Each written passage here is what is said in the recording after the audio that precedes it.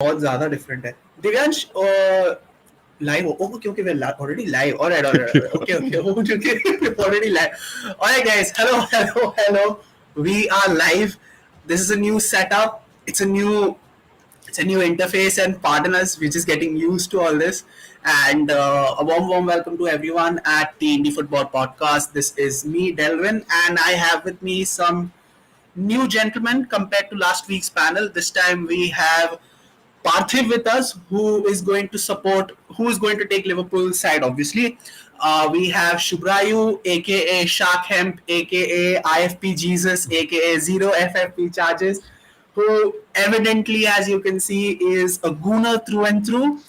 And last but not the least, I have a United fan, and that is Amey. Amey, are you there with us? Amey, Hello. hello. Amey, are you there? Yeah, they just give me a second. I'm just figuring out the camera thing. Just give me 1 minute. All right. All right. Take your time, Amey. All right. So first of all, before we get into the preview, I just want to, I'll, I'll ask Shubhrayu first. Shubhrayu, first game, Arsenal Wolves. I think 2-0 is a rather comfortable start to the season. Not a lot. I think Wolves did have you all under the cosh for a small portion of the game. But overall, I think the game went as it was expected on opening day. Rather comfortable victory with your key players getting those minutes under the belt as well as some good performances to boot. What were your takeaways from the first game week, and how does that set you all up for this upcoming game, which we will definitely talk about once we get into the previews? Okay.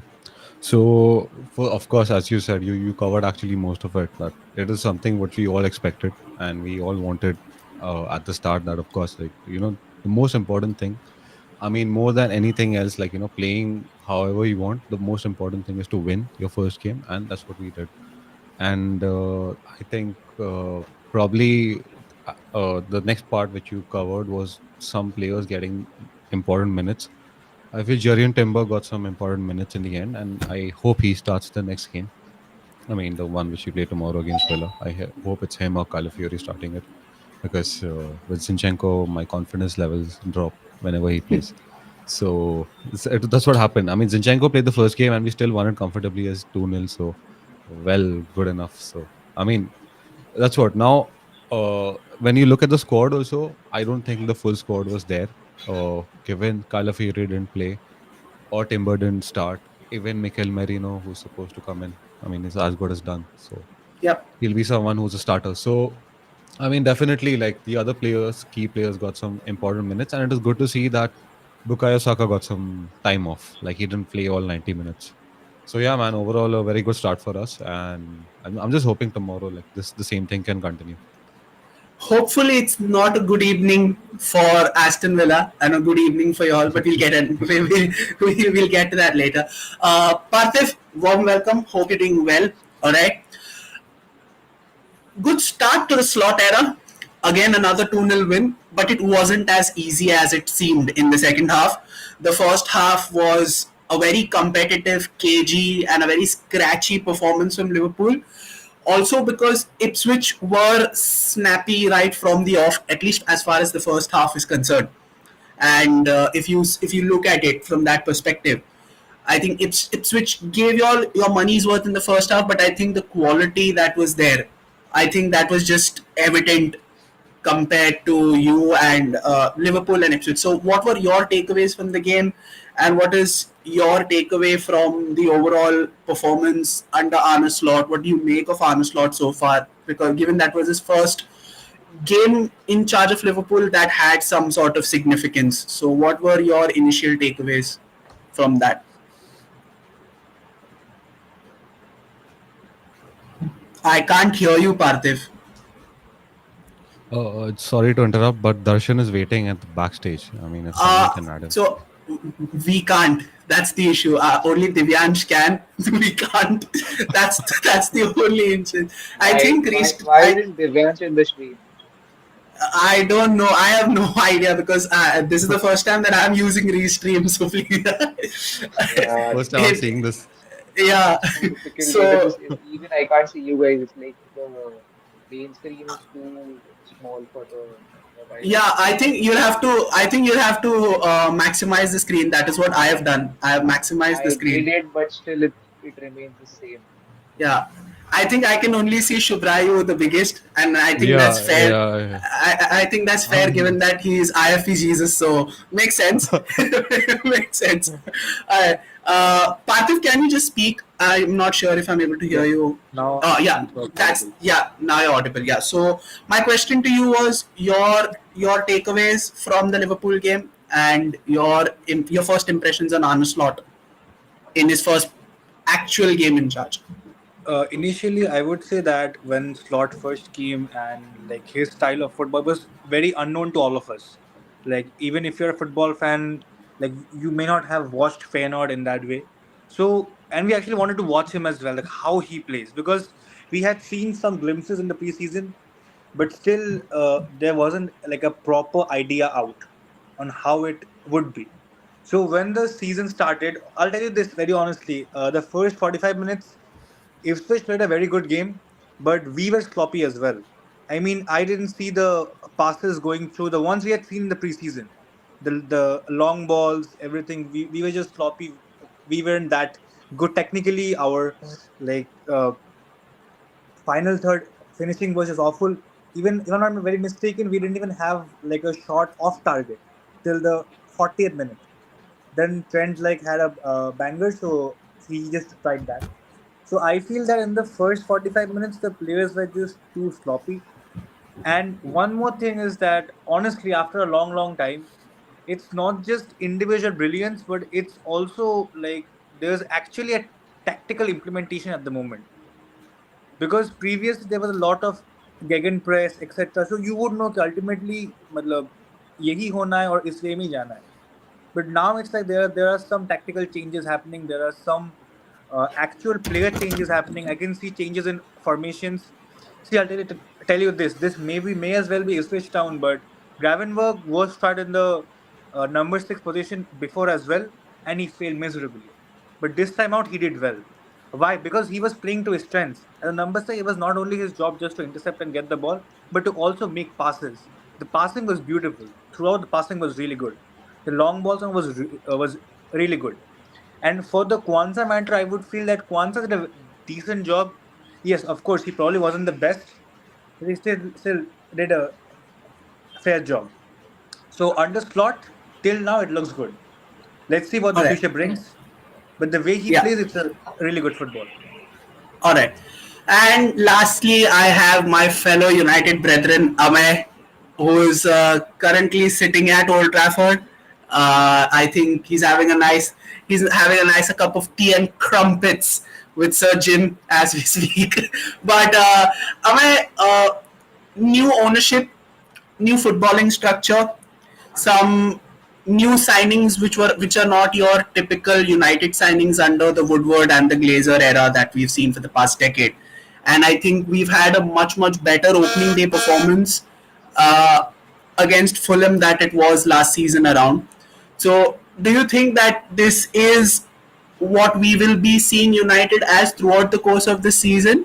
Or is this another one of those false dawns that we've been so used to seeing in the past decade? I really hope it's the first one that you said because we are really tired of hoping that United will continue and be consistent and don't perform post the first few matches that they do. But I really feel that this time what we have done differently as a team is first, of course, the signings. It actually shows that a good structure in any club actually helps you to get good players and not just get good players, but also get them in good amount. Like if you're signing Harry Maguire for 85, I think 85 million if I'm not wrong, Yeah, 85. and we got Delit and Missouri for a good deal if you like compare the transfer in that way.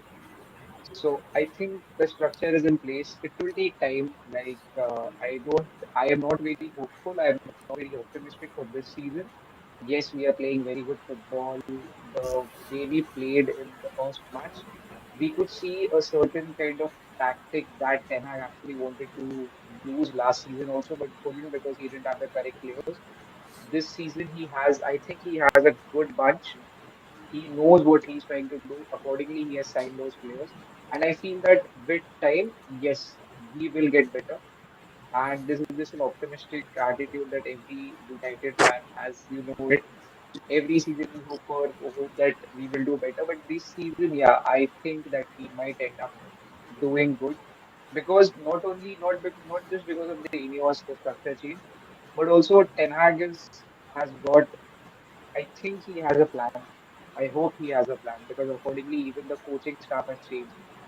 I just hope that somehow Root changes Rashford and he becomes the debut season for Rashford. I'm hoping, praying because we need that guy to be on fire. And yeah, and overall, I have a good feeling. We have a young squad now, not as young as Arsenal, of course, but yeah, we have a decent young squad.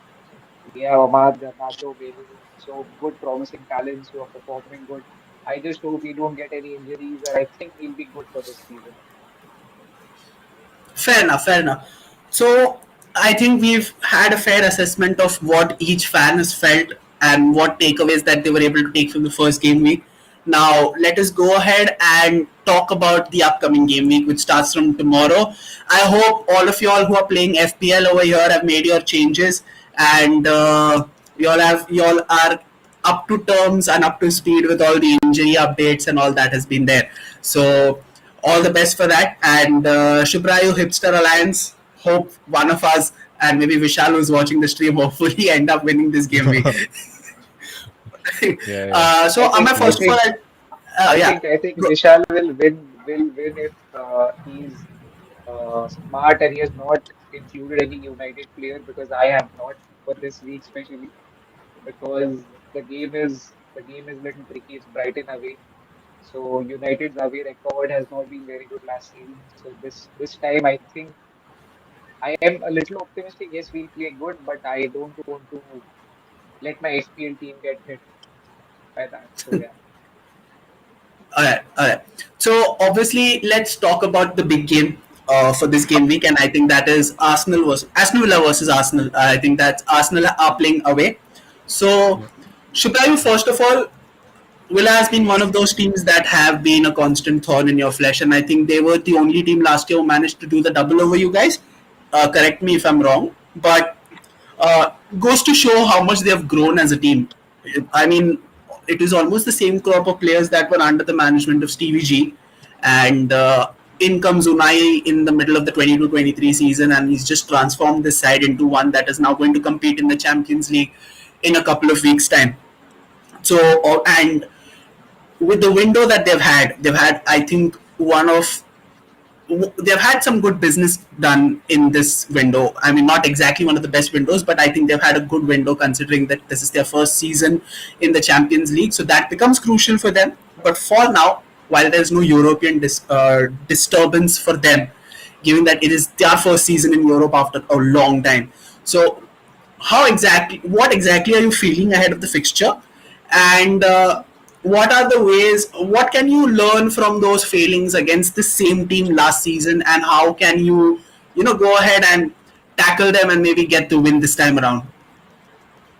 Okay. So now when I talk about Villa, primarily like what I see is, especially for the next game, the most important thing would be not playing Zinchenko. Like I'm keeping his all that hatred aside for him for whatever reasons, but it's just that I know for a fact that that's what happened last time. Just like he lost track of Leon Bailey, and after that what happened? Like he scored one, and Watkins scored the second one in less than 10 minutes. So of course, so that area I really hope we have it covered. Now overall, as I see, I think we're in a very good place. No better time to play a team like Aston Villa at the start of the season, because this is the start of the season. Not everyone's at the peak fitness, to be very honest. And this is the best time to go at a team like Aston Villa, because when that sort of a team will get at a team like Arsenal, when once their fitness levels and their chemistry is like close to like 90% or 95-100% when they're at that level. But at this point, I don't think they're at that level. They've lost some key players also, Douglas Lewis, and like very key players. And I very well remember Douglas Lewis being a thorn to us in whatever games he played. So he's one of those. He's gone. But Amadou Onana has also come in. Yeah, that's a good signing they pulled off. Someone which Arsenal was also linked to for a long time. And yeah, overall, as I said, I'm expecting that we carry forward what we did against Wolves. That is, of course, we need to be brave at times, but we also need to be very pragmatic when it comes to being defensive against such teams. You can't underestimate them.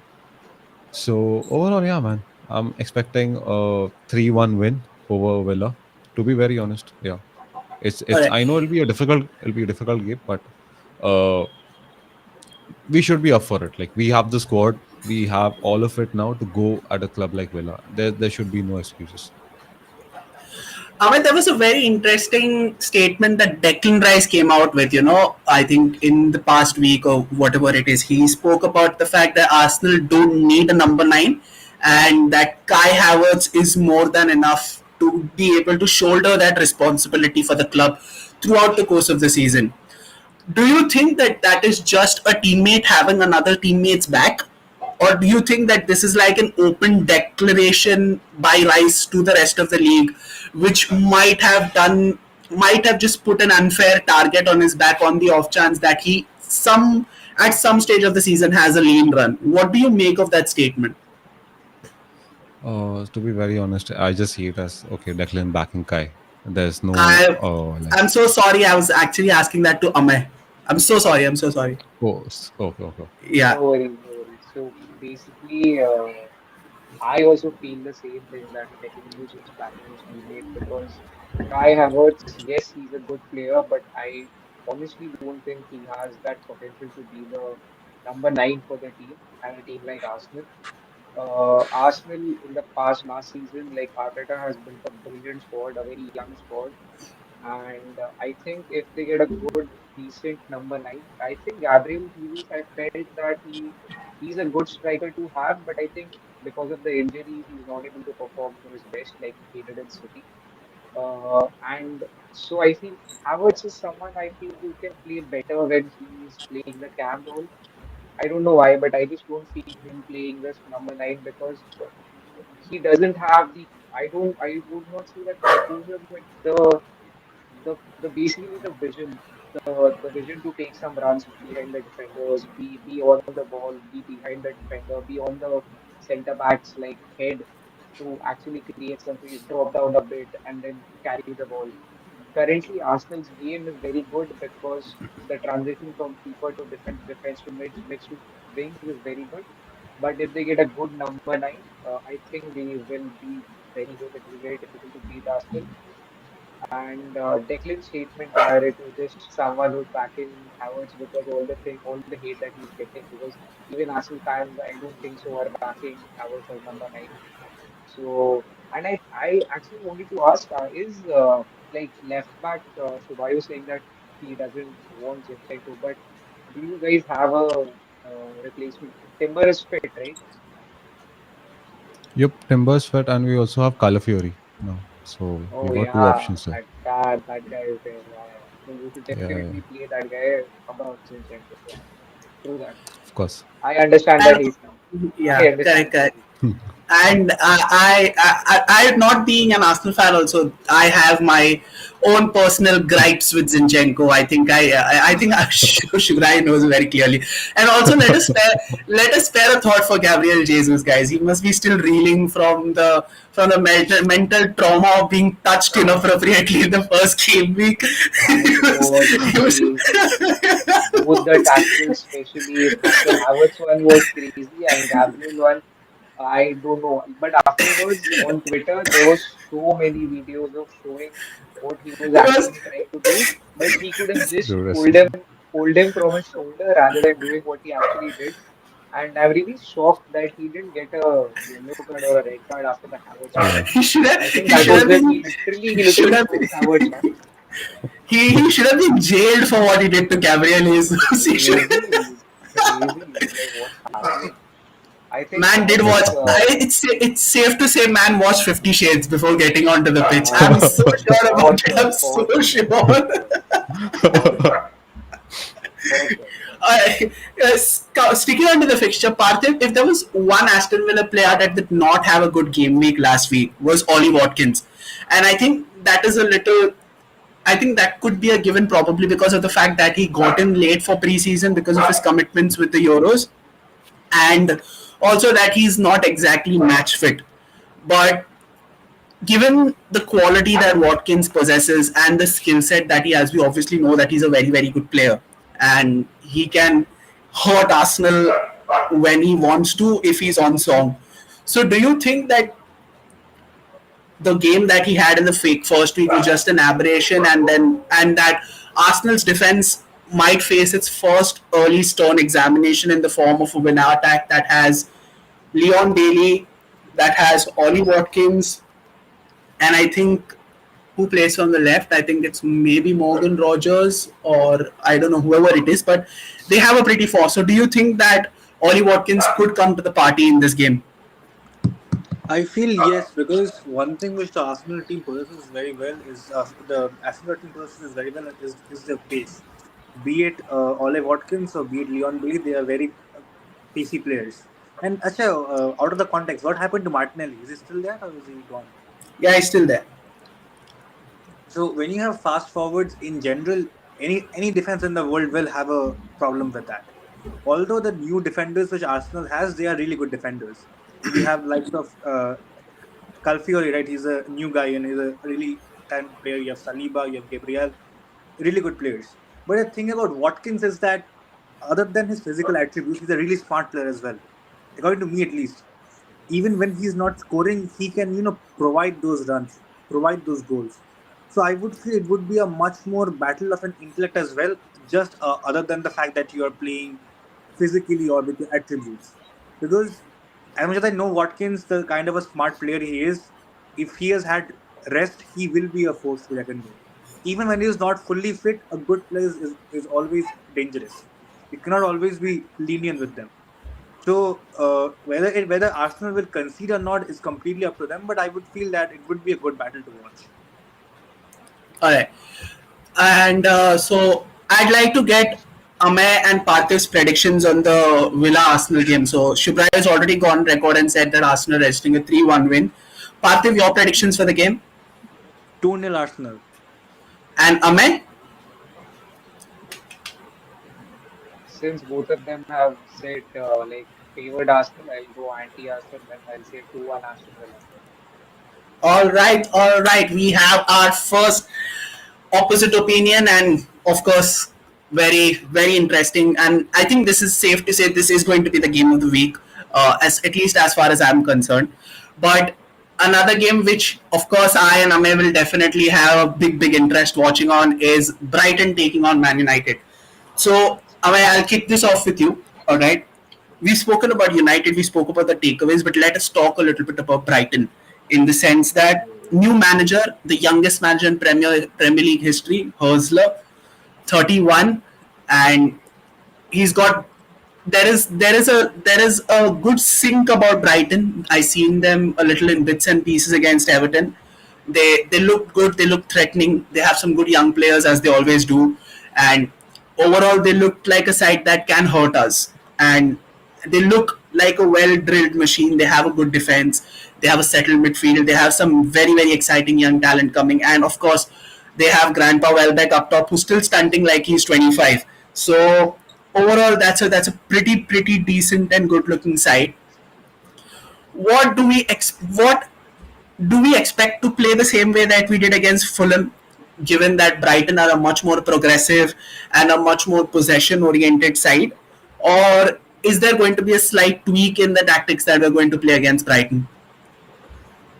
I hope there will be, because as you said, they are doing very good. Last game that they played very good football. Benjamin, their defender, amazing player. He did a really good job. They have good wingers, Matoma. Now we don't have Aaron Van Bissaka. I don't know how Mazuri will play against Matoma. I know it's going to be difficult, but I think he'll manage. I am not very scared of our defense for a change this time because we have Isha, we have Maguire who is in decent form. The only thing I'm concerned is about the transition from the midfield to the forward because you last game when Mason Mount started, we actually played like a false nine player, and that actually did not help us during the attack because we were not able to properly go at the defense and shoot and actually create some good chances. The time Zirkzee came in, he actually I thought played really well, being his first match of the season, first match in the United colours. Basically, the idea behind having a proper number nine striker is to actually fall back when the ball isn't coming to you, create a good amount of chance, and then maybe create something out of it after you come back and then go ahead. And that transition, I think, is very important against Brighton. So for me, if I was Ten Hag, I would obviously firstly start Zirkzee and because the pressing football is correct, but I think it's very difficult to play that when you have a team like Brighton in front because Fulham are different, Brighton is different, every team is different, and the way you said Brighton's coach is crazy good, youngest coach in the Premier League, I guess, if I'm not wrong, and people are saying he's like the next Klopp because of the tactics and the way he plays football. So keeping all this in mind, yes, we played very well. Our midfield was sorted, but we need someone to finish those balls. Rashford is not currently in the form that he can take the. Yes, he carries the ball well, but that guy is not able to finish the ball. So that's one thing that Ten Hag, I think Ten Hag should have in his mind. If he doesn't start Xerxes, then we know what kind of football is coming our way in the first 45 minutes. Fair. So you said about starting in Zirkzee, so that obviously means that could potentially see Mount go onto the bench. All right. So what would your midfield be? Would it be Mount and Menu, or do you go with Casemiro and Menu I in would the Yeah, I would definitely go with Casemiro and Menu.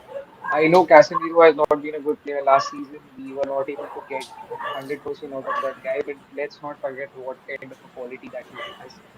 He has been a very good player at Real Madrid. He still has that potential, I believe personally, because even in the first match, the way he had a really good game.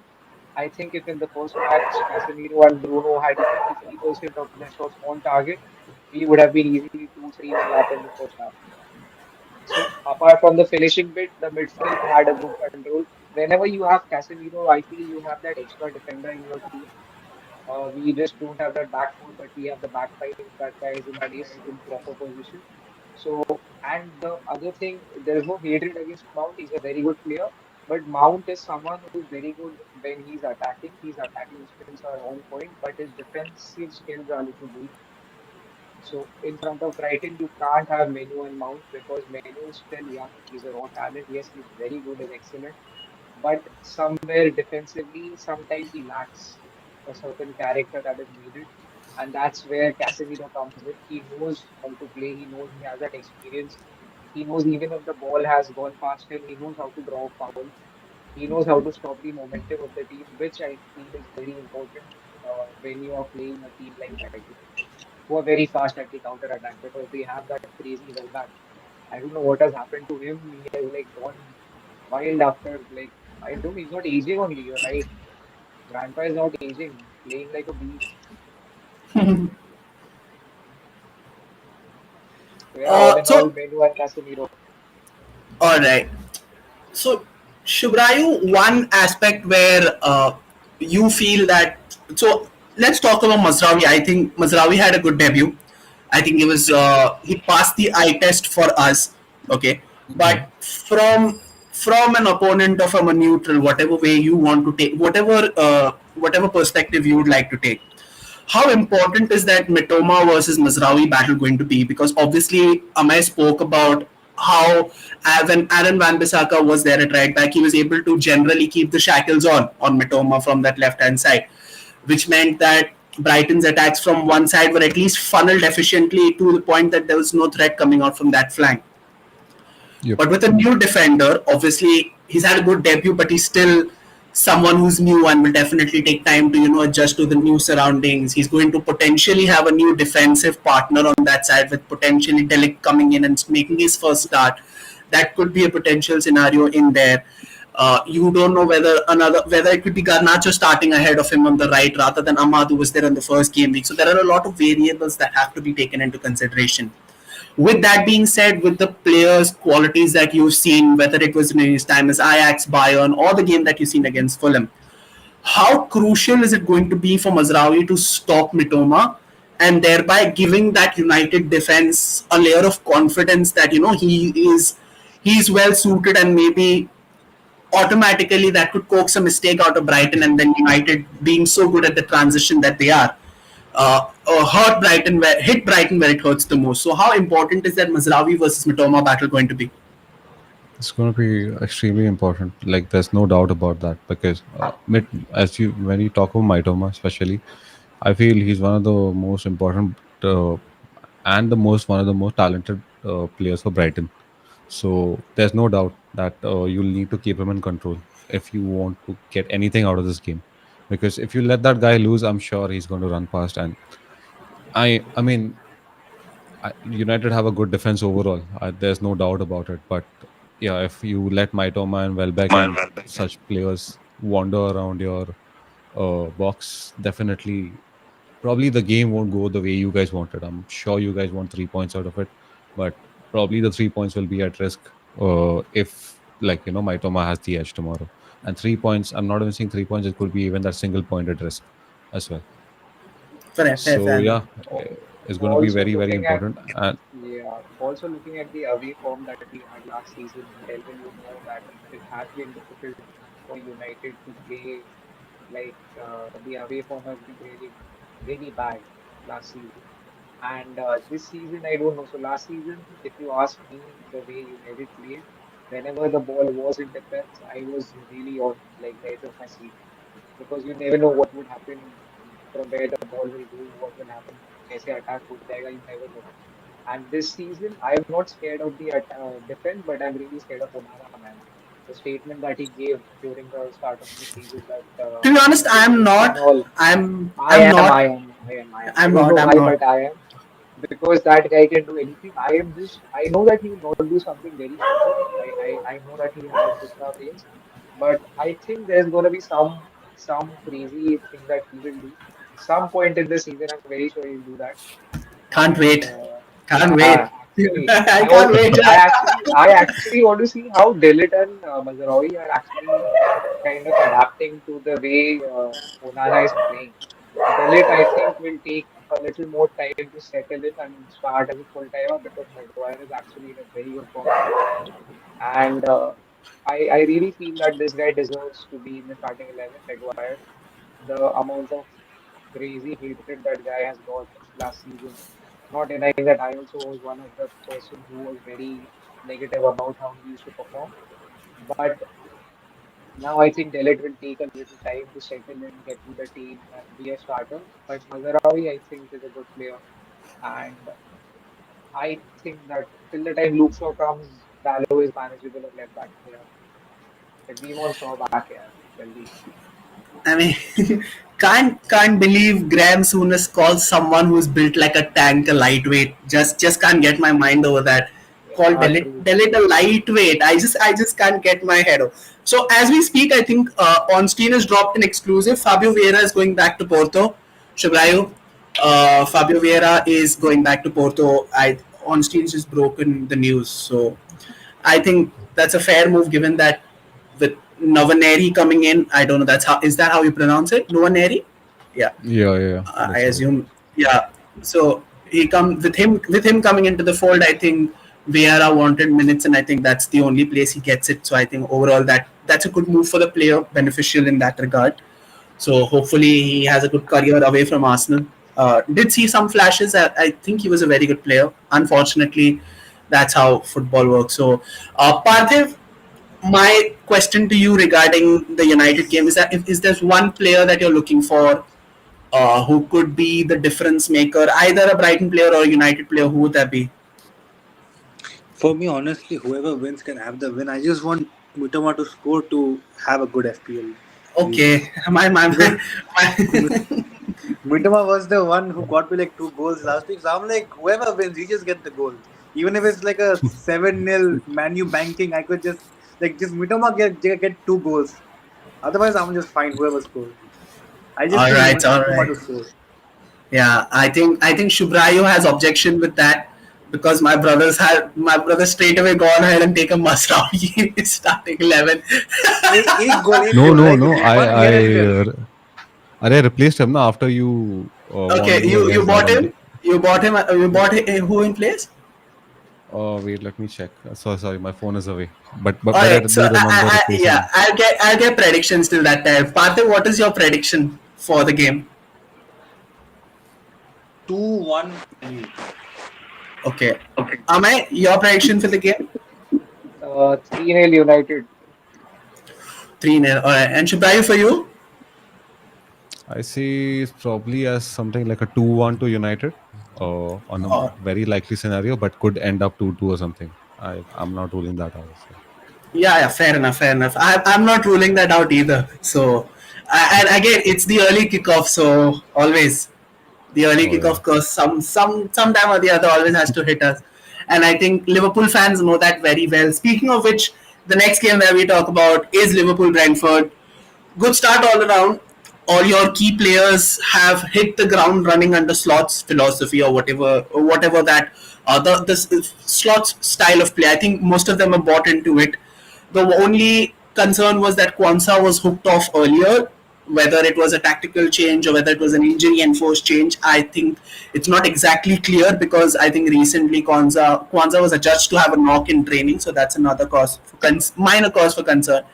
So do you think you're going to see more of the same against a side like Brentford, who play a similar pattern, if not the exact same way that Slot plays, in the sense that Thomas Frank has his team defensively drilled to, and they have a good pressing mechanism, and overall, with the likes of Mbomo and Visa, and probably even Tony, if he does end up playing that game.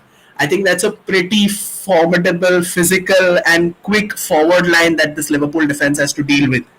So, how do you think can this forward line be stopped? Because another passive first half like y'all had against Ipswich, against a team like Brentford, which is of course much better compared to Ipswich, with all due respect to them, I think that would probably hurt you if y'all are not up to speed right from the first half. So, what are your expectations from this game, and how exactly do you avoid the lackadaisical first half that you all had? How do you avoid this in this game? I guess we just have to start from the very front. We have to start from the fifth gear. We cannot let the game like play along because often we have the strategy like let your opposition play for 45 minutes, let them get tired, and then you'll play. But that won't work with the likes of Brentford. Now, honestly, Thomas Frank is a very good manager.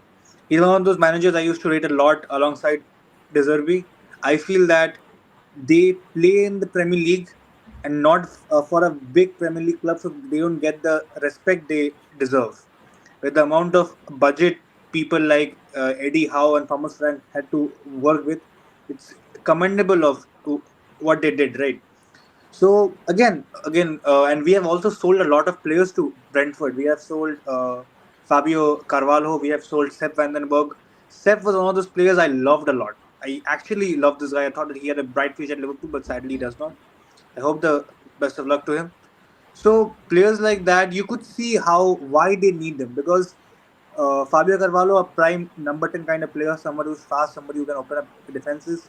Sepp Vandenberg, a tall guy who's very fast, good in the air. Players like these are very familiar, like very similar to the way Liverpool play. So Thomas Frank's play is also very, very similar. It's often like acting your way from the back, as we call it. But then again, Mr. Delwyn, you'll see this season, at least so far, we aren't playing with a high line. This is not a high line. Nothing, something Correct. which Klopp this is not a high line. You might say that No, it yeah. is above the normal. It's not a low block as well, I but think this it's a is not more the build up. It's a more build up mid block. Yes, oriented way of a press. It's a more build up exactly, oriented exactly, with exactly. more emphasis on possession, but the pressing philosophy still remains the same. And you would also see that this time around the players are actually very much position oriented. They are not leaving their positions. They are very much in the position, and something which Slot did. I love this is that he has put his faster players to track back the attackers. So when there was a counter attack, it was Soboslai and Trent going forward, and not Robertson, because Soboslai is of course faster than Robertson, so he would be able to catch up. So even if he's not able to counter attack or not able to get a tackle done completely, he's at least able to subdue the attack, which is something of a new thing. And then again, players like Visa, players like Embo, who's a potential Salah replacement. So players like these, they may as well cause problems for us. But I feel if we can defend the way which we did last game, and I would say that we actually defended well, other than a few miscaps here and there. It was a pretty good defensive game from us. So I would feel that Liverpool could do well. And again, I would see Konate starting, and Konate starting will give us a much better defensive commitment over Kwanzaa, because as good as Kwanzaa is, he's still very raw. And if you are playing FPL, one suggestion: don't keep any Liverpool defender and keep Fabio Carvalho in your team. With the history of Klopp's ball, Fabio Carvalho will score. Yeah, I don't have any Liverpool players in my FPL lineup, so I don't have to be worried about tomorrow. I only have Salah. Oh I yeah, do have Salah. I have Salah. Sorry, I don't have any Liverpool No, defenders you cannot. in You my cannot have. FPL. You cannot have And a FPL also, team and you can't have Delvin, by one Salah. thing I'll tell you this, that That that guy is crazy good. last season we saw Salah being much more of a creator player, that Yep. he wasn't much more emphasis on the middle. But this season I saw the old Salah back. As in that I was seeing him, like making those runs back. Like I feel that when Slot came in, the extra pressure, or there was some new wind. I won't badmouth Klopp ever, but I think that this change was needed somehow. Because I see good football. There might be bad days, there might be matches which we may lose, it's fine, but I see a potentially good football. I see interesting football. I can actually see that there's a tactical work play going on. That even when, let's say, we are not having a good game, we are building up something. We are at least getting the ball on the other side. If you had seen the Fulham game last season, the first half Liverpool were confused on completely what to do, and Fulham were playing a really good game. So in contrast to that, I think Liverpool somewhat have done much better. Yeah, that's a fair way to look at it. So what I'll do is I'll talk about the other games with the rest, and then we'll do an overall prediction. So before I get to predictions, Amey and Shubhrayu and Parthiv and myself, of course, the next game we'll talk about obviously is Man City versus Ipswich. So my biggest question, I want to get the elephant out of the room. Uh, who is your FPL captain for this week, and why is it Erling Haaland? He's not my FPL Because captain. he isn't. Oh my god, that's He isn't. He I have done isn't. that. Salah is my captain. all Same right. here. Okay, I I have have I have both Erling and Salah in, but I cannot miss the chance of him playing bully ball against Ipswich. Ipswich, you just know it's going to happen. You just know it's going to happen. He's going to eat them for breakfast, lunch, dinner, whatever time he's playing. So can't. I was very tempted to go ahead and triple captain him, but nah. I think there are better fixtures ahead. Hopefully, but yeah. So Amma, I just like to talk about you with regards to this game. I think Ipswich did give a good account of themselves, but I think this is the worst possible fixture that they can get this early into the season.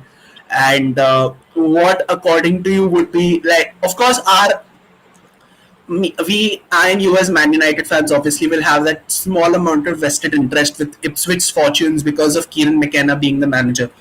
But even from a neutral perspective, if we do take that game, what exactly does McKenna have to do to make sure that they don't go out of that game with a lot of damage to morale? Because we've seen what happened when Bournemouth played Liverpool that early in a game week. They got slapped 9-0, and then Scott Parker was sacked almost immediately after that game. So that tends to do a lot of bad stuff to the team morale in general. So what exactly can McKenna do to make sure that they avoid a very huge margin of defeat? I would say play two keepers and only play one keeper. because it's actually really it's actually really difficult to stop City, man. Like the way they play, it's something else. Pep is a fucking mastermind, yeah. The guy had Ten Hag, the Chelsea manager, the Arsenal manager, actually train under him and then come and compete against that guy and still was struggling to beat that guy. So he's that good. So he doesn't actually, being a United fan, I hate him. I am not denying it, but he actually, oh, he deserves a lot more than what we actually say because he, in the past, I think 3 to 4 seasons, 4 seasons, fifth season or sixth season now, he has actually transformed City into a crazy good team. His eighth McKenna, season, I guess. eighth season, yeah, sorry, eighth season. McKenna is a good manager. I think Ipswich is overall a good team. I saw the first half, Ipswich Liverpool, and Liverpool. I think Parthiv was right when he said that in the first half they played a little sloppy. Ipswich were good in, I would say, counter attacking, but when you are trying to play the same kind of football with City, you have someone in the likes of Kyle Walker or say Ruben Diaz who are also pacey, and also Lewis, Nico Lewis. What a player! What a guy! So he's also fast. He's agile. So I think that wouldn't work. I feel against City, the same game plan, and something that they can maybe do to stop City's attack. I think from a neutral perspective, there are two things that he can do personally. First is I don't know if De Bruyne will start, but if he does, maybe put a man on De Bruyne because he's like the feeding machine to Haaland. I cannot see Haaland dropping back, taking the ball on half line, cutting defenders, making a move out of it, and then score a goal unless he gets fed all the time. And he does get. He doesn't have one. He does not have to depend on just De Bruyne. There are fucking 10 more members feeding him to score a goal. So for the starters, yeah, they can do something with that. They have to have a compact midfield. They have to make sure that the midfield doesn't get a lot of space to actually pass or shoot the ball. Second threat, I think, is the crazy guy Doku. What a player! क्या pace है उस बंदे का. That guy literally has turbos behind. He runs like crazy. He just taps in the ball like 2, 3 yards away from the defender and somehow is able to actually reach there. So that is I feel someone who is a potential threat to Ipswich because I think Salah the goal that Salah scored, I think Salah or the first goal was Jota. The run that they made actually they were beaten on pace. So I think City has that in dozens because they have pacey not just wingers but also centre backs. So if I was McKenna, I would look on these two things. I would look to see how I can kind of block. I can how I can have my fittest players on the wings and also someone experienced maybe who can block the midfield properly. Because unless and until you feed the ball to Haaland, I think he's not much of a threat. But yeah, you never know. There's someone like Kovacic who will come from nowhere and hit you. But there are always some odds in Pep's team. He has some magical guy who'll do something at the end. But yeah, That's the only thing I feel McKenna can do from Ipswich perspective. Speaking out of players coming out from nowhere, Gundogan has rejoined City. So, Shubhrayu, how big of an Ah, impact that would have? How big of an impact that would have, not only for City's depth in midfield, but also for the entire complexion of Man City's quest for that quintuple that they're looking for. Makes a big difference. No one expected this to happen, and when it happened, okay, it's it because last season we saw there were times, when they were lacking creativity. There were moments, and that was a lack of Gundogan. And now that he's back, I mean, that will be there again. And he's not someone who'll take a lot of time to settle. I mean, I doubt. I think the first game he plays with them, you see like, okay, this is the player who you saw like, 1 or 2 seasons ago. So I'm not really expecting like for him, like, taking time to settle. And of course, he makes a huge difference to City's fortunes because last season, yeah, Kovacic is good, but Kovacic is not so creative. We all saw that. So yeah, City are like, I mean, that one area probably they couldn't replace him well with Kovacic, and now they got him back. So yeah, probably that makes them a lot more creative for sure. I mean, creativity is something you can't blame City for. You can even look at their accounting books. Also, they've been very creative there as well. So it's not something that you cannot blame Nice. City of, like, yeah. So they're very creative whether it's on the field or off it. So I am really waiting for the final call of the judicial system, what they're gonna say, because it's been, I think, more than 2 seasons now that we are hearing City is gonna get charged for 115 yeah, charges that they have done, and they'll be demoted to the championship and all that stuff. United might get a might get a EPL title if they are stripped of Mourinho era. might So might get two, might get two actually. two, I think one, right? Only the Mourinho We era. finished we finished second under Oli as well, no? Oh yeah, true, true, true. Correct, correct. So Yeah, yeah, so we get two two primary titles then. titles. That's big for us. But Yeah, and I think deep down we all know that all that they're going to get is a slap on their wrist, irrespective of whatever we think and whatever we hope that our concept of justice. We know that's just not going to happen. So I think uh, let it take its course, and we rather focus on what we can do, is that is beating City on the field, and make sure that they are not the ones who are winning the Premier League title. So that's something that our team have control of, and hopefully let's hope and we do that. So Shubhrayu, the next game we'll talk about is Crystal Palace West Ham. Crystal Palace have recently lost key players, and West Ham have strengthened their squad with some really good additions over the course of the summer transfer window. So it's like a game where there are two polar opposites going on against each other, where you have a team that's somewhat hamstrung versus a team that has gone to pick up strength by strength in the transfer window. Both of them have started their Premier League season with a loss.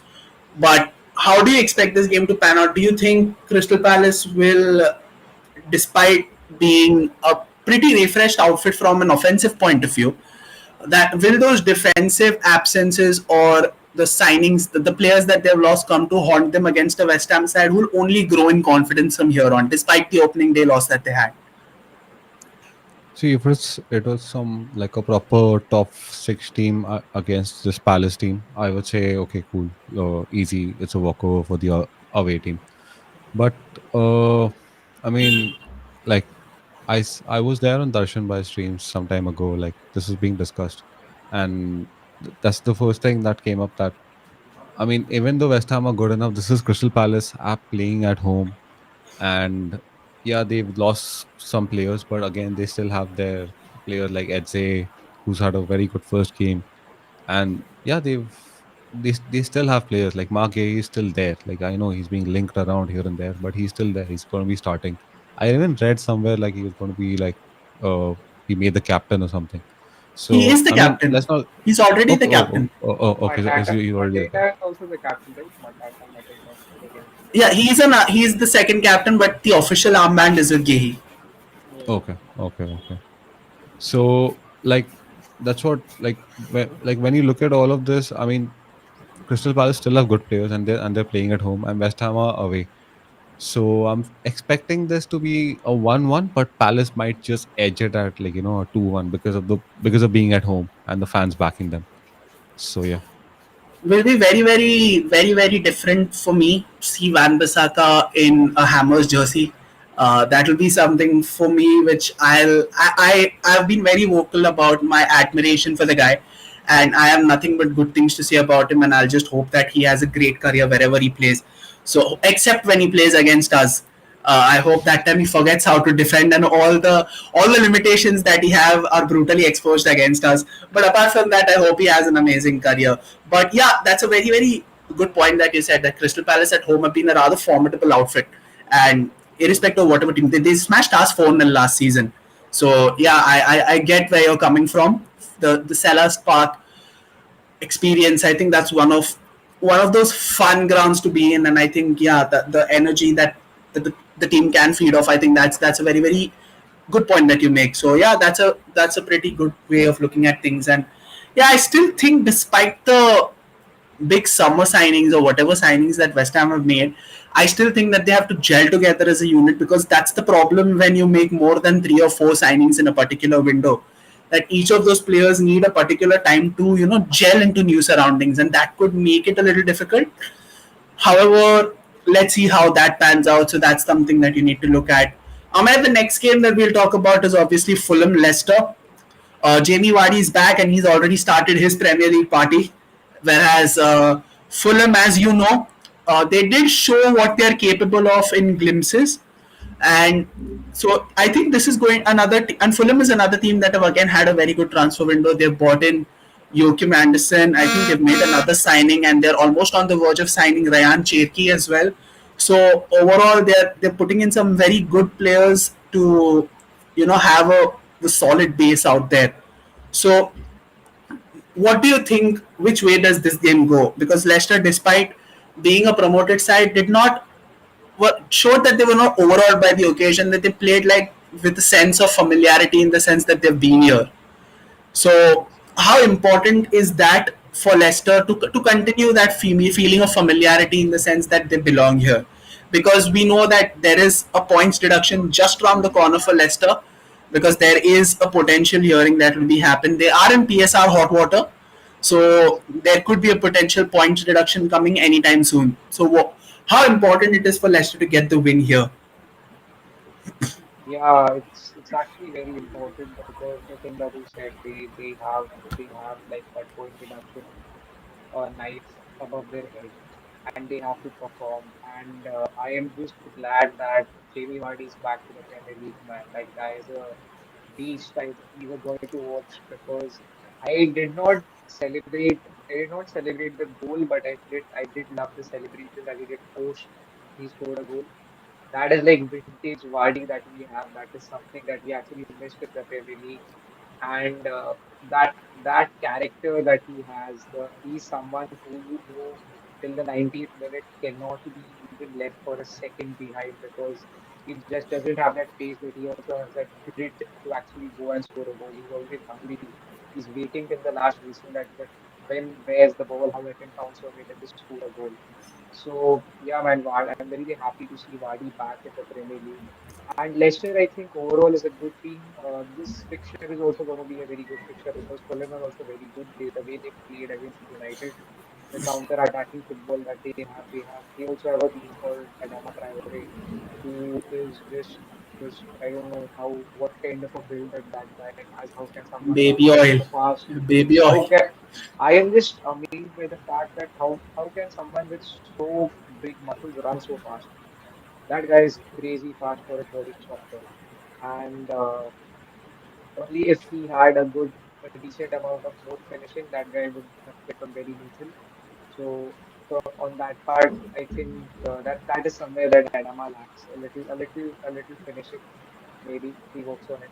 But overall, I think it will. I am a little biased because I'm a Vardy fan. That I think Leicester will be able to manage a win. They need this win because the point deduction thing is still on their head. So they will go all out against Fulham. They know that the importance of these 3 points that they need to score, need to win this match. And yeah, man, Vardy being Vardy, I just want that guy to score a hat trick and maybe break the flag. That's really important.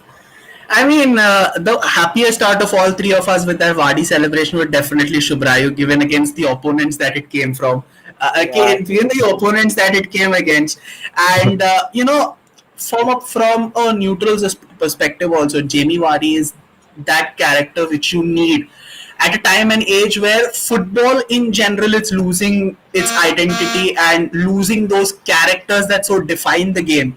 And Wadi is one of those characters who is grafted right from the bottom, from being absolutely irrelevant to being one of the best Premier League strikers till the time he was part of the Premier League.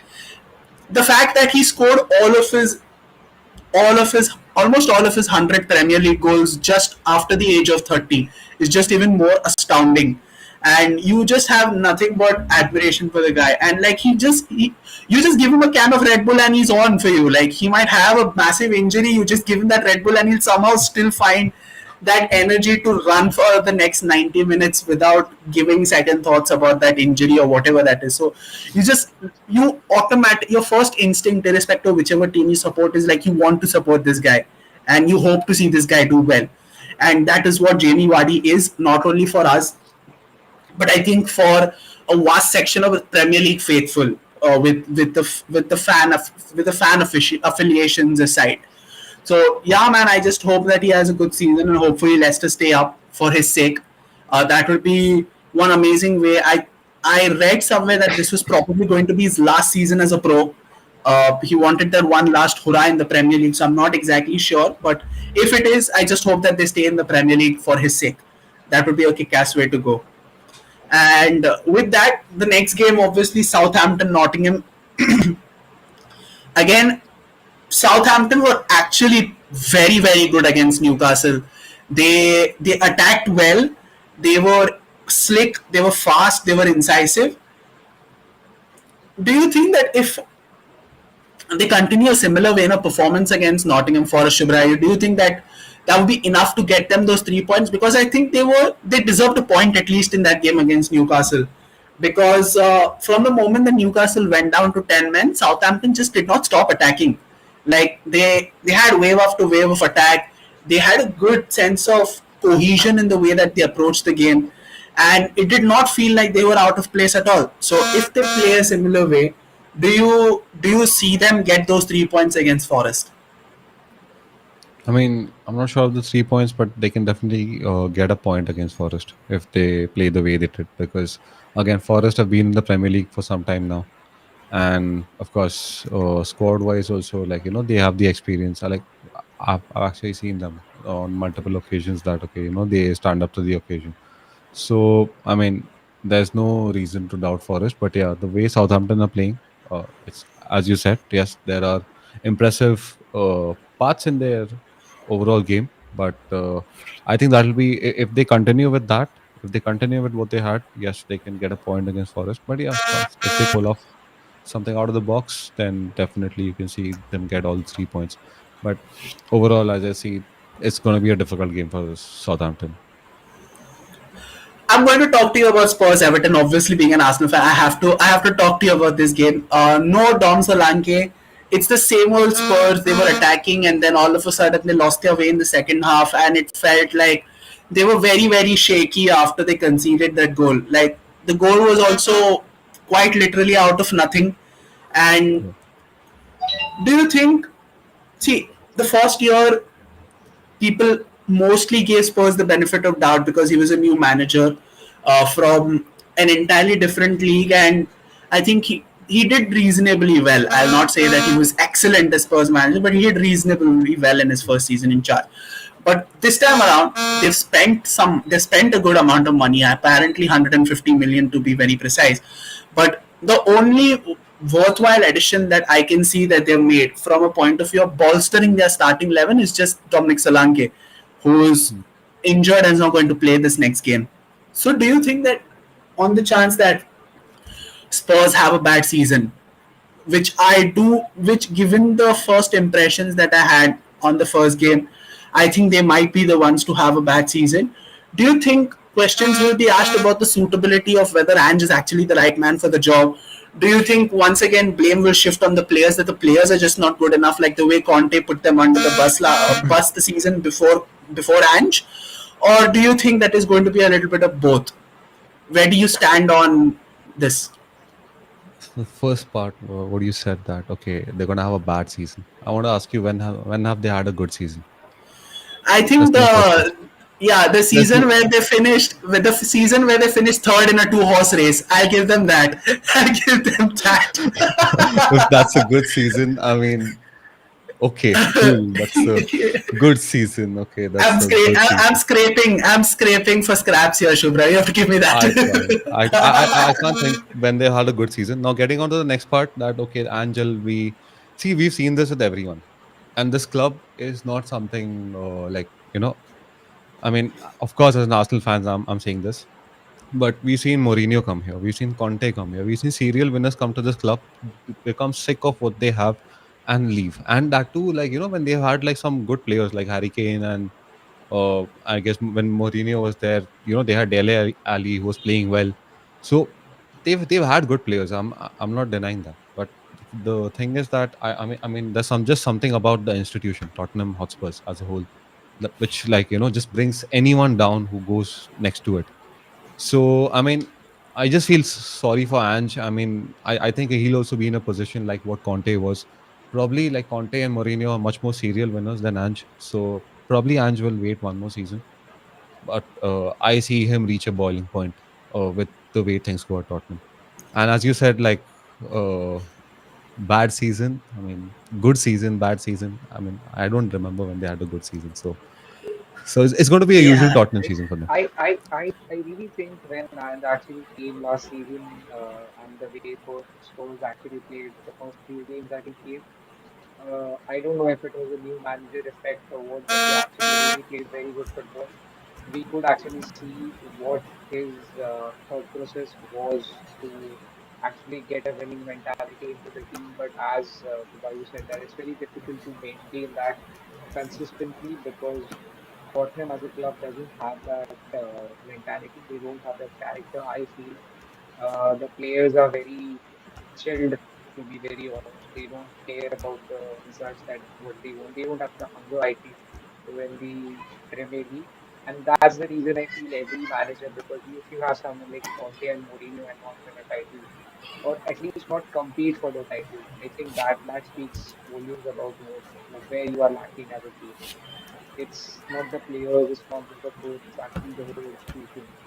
So yeah, man, that's true. But I don't know. I actually was very happy seeing Solanke sign for Tottenham. I feel it's a very good signing. Post Harry Kane, they have a really good striker. Solanke being a good player for Bournemouth, actually I feel was a very good move. One of the best signings for the Premier League I felt that happened this season. But sadly that guy got injured. So I think there is some kind of a struggle that they might face because Son at number nine is not very reliable source for goals because Sonny is a winger out and out. So I'm still actually very surprised at how is Sonny still playing in Tottenham after so many seasons. Now so he has kind of become like the face of the club because Harry Kane has left. But and I really feel bad for that player. He's an amazing player. He's someone I would love to have at United. But yeah, man, that is something which actually is true that what Shubham said. Tottenham actually lacks that mentality. Yeah, they just, it's very very strange. Like the club in itself, despite having spent so much of money in building arguably the best in class stadium, what good is it for if you don't have anything worth showing for apart from the stadium itself? Like that is the only selling point of that club as a whole.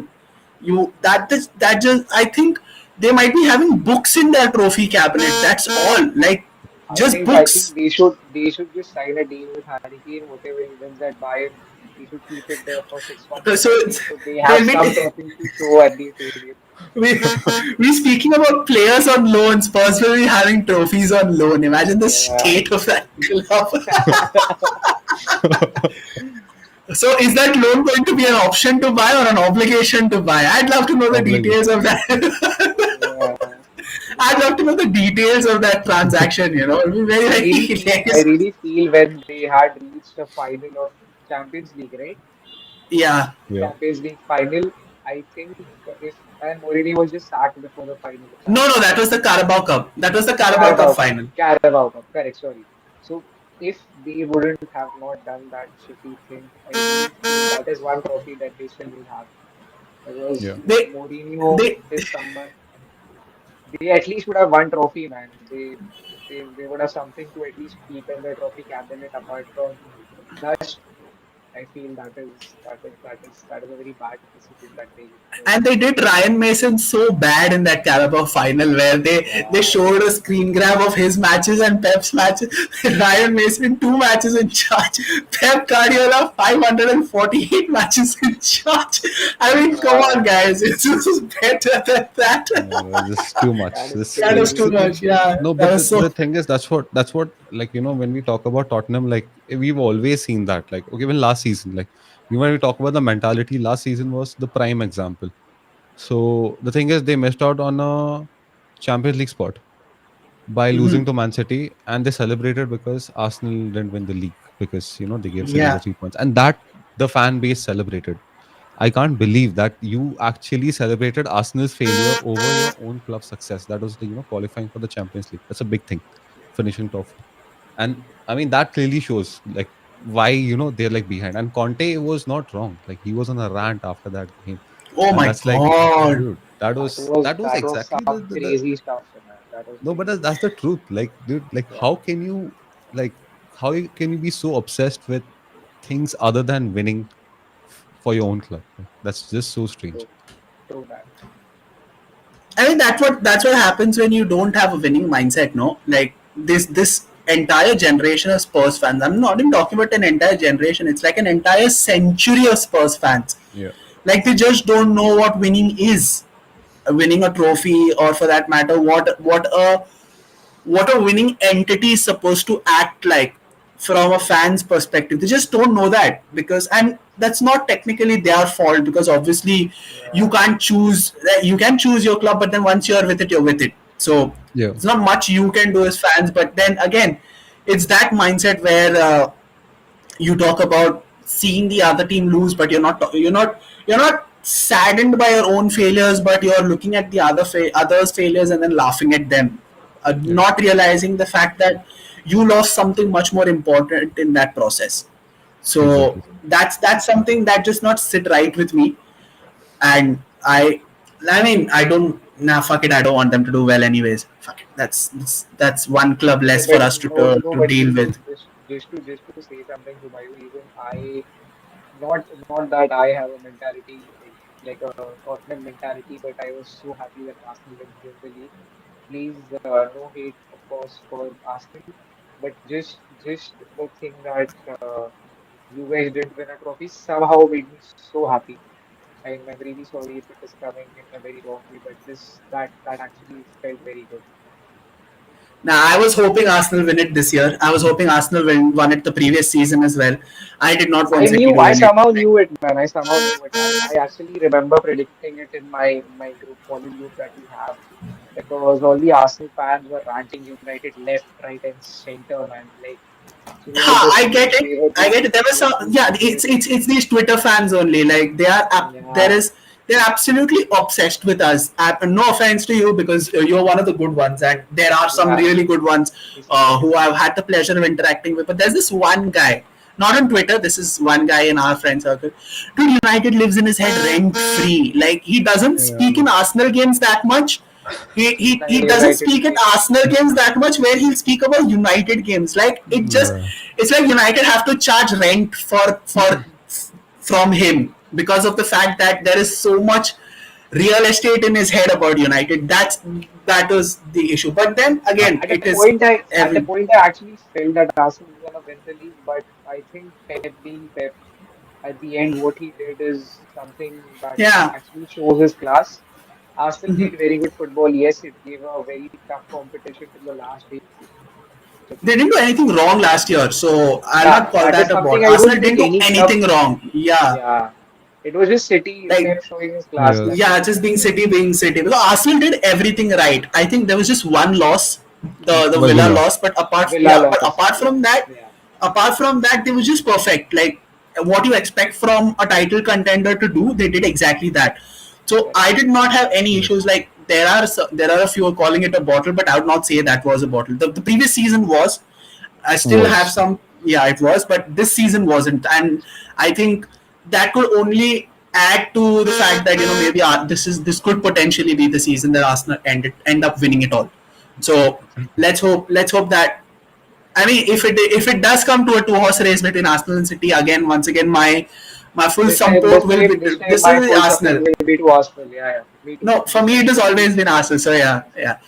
We'll quickly talk about the last two games and then take the predictions and then wrap it up. Bournemouth, Newcastle, both of them in the midst of a little bit of a transfer crisis. Bournemouth just lost Solanke, and Newcastle are having reports of with Trippier wanting out. That is something that has come out of the blue all of a sudden. So And Newcastle did look dodgy in the first game, and add to the fact that Eddie Howe's had his attention swayed away by the vacant England job again. So, do you think, both of you gentlemen, do you think that Newcastle will have another season where they are there thereabouts, but not truly there, in the sense that they won't have any European football this time around as well? I Amay, think, you The can go question is for first. both of y'all. Yeah. yeah, sure. I think actually Newcastle, the way they Yeah, Shubhrayu, you can go on. Yeah. Okay, I think so there's a little bit of a connectivity Newcastle. issue. I mean, yeah, like what I see is they've retained like this window still not over, and that's going to be the most critical part because players like Isak, Bruno Guimaraes, and all they've been linked with moves away throughout the window, but nothing has come so far concrete. But if you look at the kind of these players, they have, which is very much possible that there could be moves made around those towards deadline day. So that's going to be the first and foremost that okay, are they able to retain those players at the end, especially Bruno Guimaraes and Isak because they are linked to like multiple clubs. I guess City won't now go for Bruno Guimaraes given that Gundogan came back, but I am not sure. Like, there could be someone coming in for him. So, firstly, it depends on retaining the players, and if they manage to retain, that will be great. Okay, they go in with the squad, but as I see, like probably they get European football in terms of Conference League or Europa League at best. But I'm not seeing them come close to Champions League spots this season for sure. I'd like to have Bruno Guimaraes at United. That would be something. That would be that would probably be a good midfield addition if there was, Uh, provided Ugarte doesn't come. But I yeah. think Ugarte at this point seems to be done. I mean, it's Inevitable. been spoken about for weeks now, and I'm just annoyed, man. Like, just get it over with, man, for fuck's sake, just get it done. Like, if it is done, just let it. I'm seeing Fabrizio post cryptic eyeball emojis under United fan pages, under Muppeteers and all that shit, and he's just recycling the same thing again and again. Final stage, this stage, 2 steps, 3 steps, man.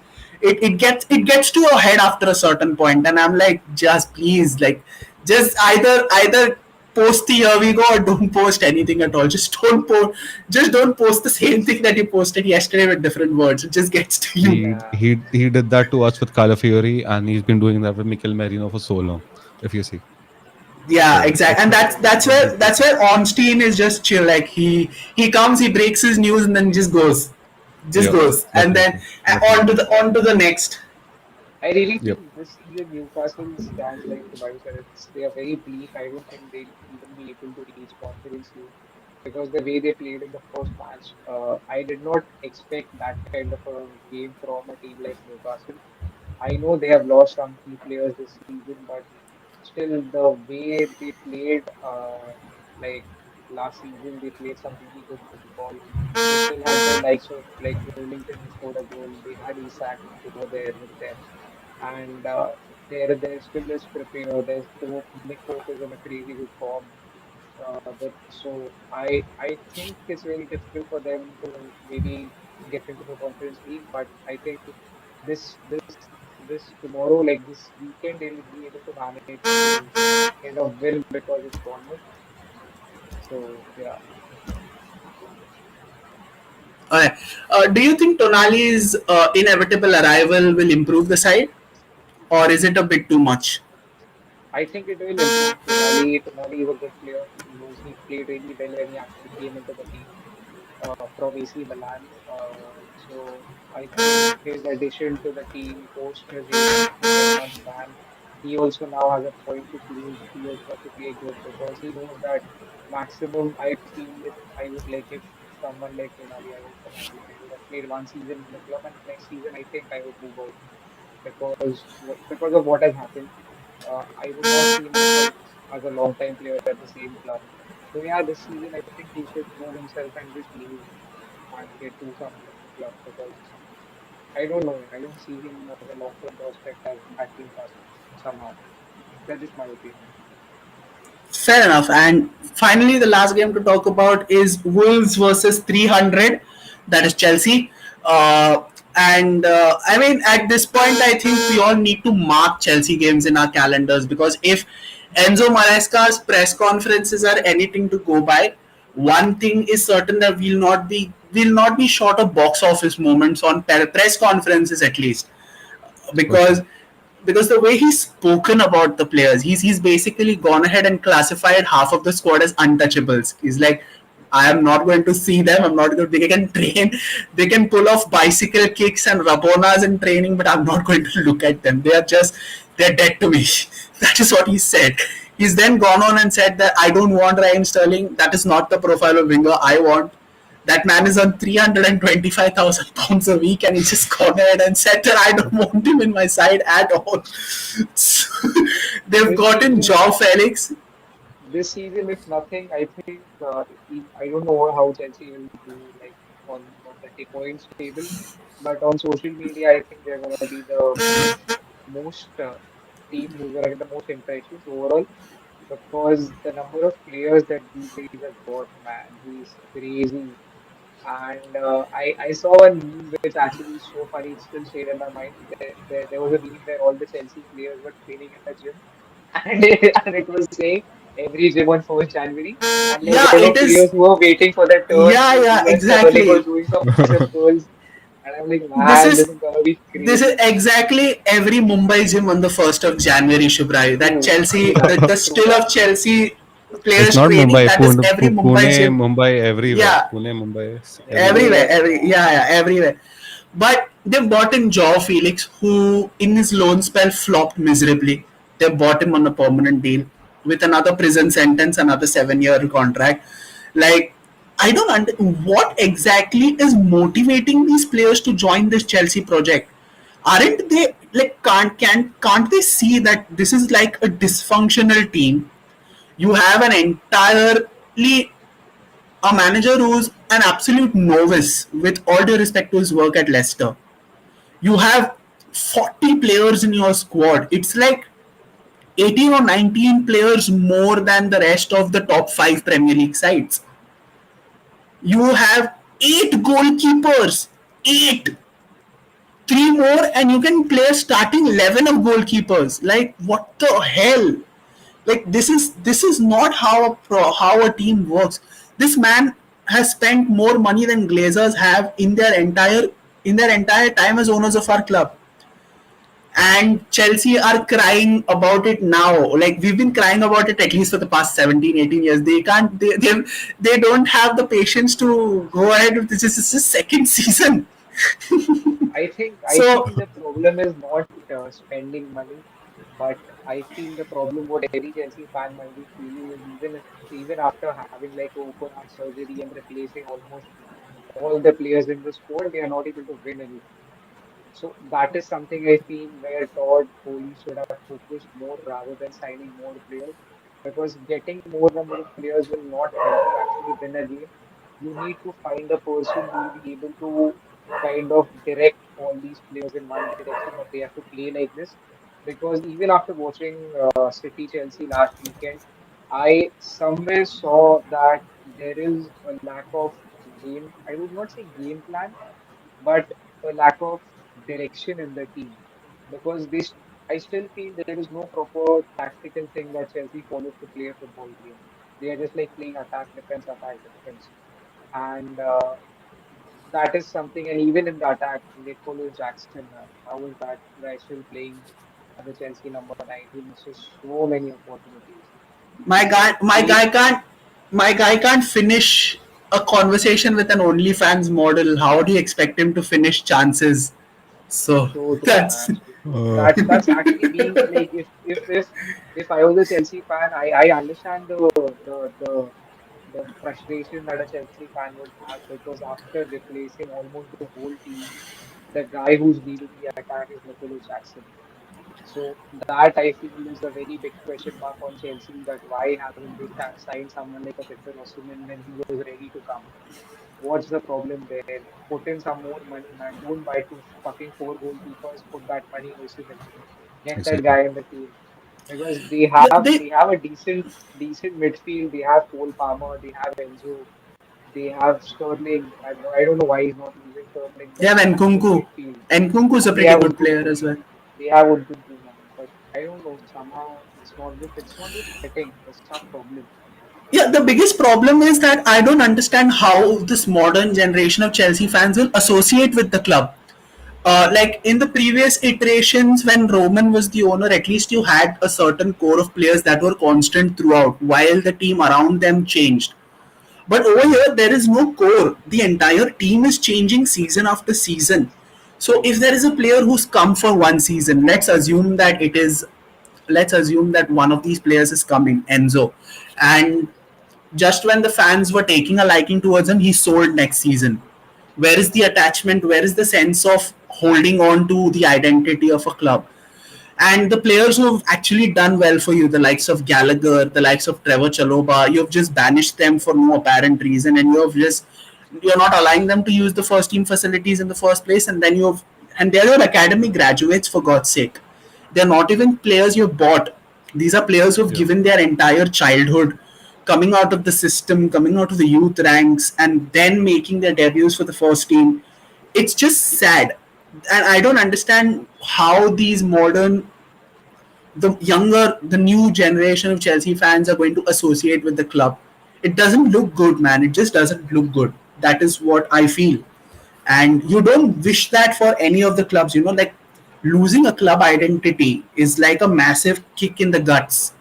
Like for an Arsenal fan, you being you and we being we, like we are very proud of the identity that our clubs have, whether it is Exactly. for in our case, whether it is our club bringing out an academy graduate every year since the 1930s, or whether it is for Arsenal, being committed to a particular play style, or showing that leap of faith with Arteta when things are not going well, or any other, or Wenger for that matter, like the entire legacy Exactly. that Wenger has built. So these are the things that we pride ourselves upon. But there's that is absent for Chelsea.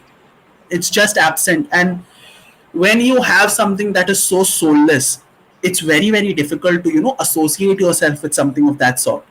And that, as a football fan, will hurt, irrespective of whether you don't support Chelsea. It's just sad, like when you that lack of identity. But with Yep. that being said, let me just get your prediction. So Wolves versus Chelsea, what are your predictions, guys? I'm going for a So 2-2 for the game. Okay, Mostly it'll be a draw. Yep. all right, I I Amey. think I think I think it will be a 1-all draw. I really All right. want I really want Chelsea to win from like not just because I nothing here, but just for the Chelsea fans, man. It's very difficult to be a Chelsea fan right now. Those guys are clueless. They have no idea. Whenever you speak to them, they don't know what they even they are like, यार हम लोग को भी नहीं समझ रहा ये लोग क्या कर रहे हैं, what direction they are trying to go in. So just for them, man, this win, they need to win against some teams that will give them this win. I want them to win. I want them to succeed, and also for the Cole Palmer here. He's a very good player, good quality player. I think he should have not signed such long contract, but अभी हो गया.